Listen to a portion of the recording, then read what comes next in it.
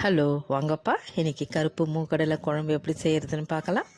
அதுக்கு தேவையான பொருட்கள் பட்டை, லவங்கம், சோம்பு, கல்பாசி, பிரிஞ்சி இலை, தேங்காய் வந்து கொஞ்சம் எடுத்து பூ மாதிரி திருவி எடுத்துக்கலாம்ப்பா. அதுக்கப்புறமா நம்ம மசாலாவும் போட்டு சேர்த்து அதில் 6-7 முந்திரி போட்டுக்கலாம்.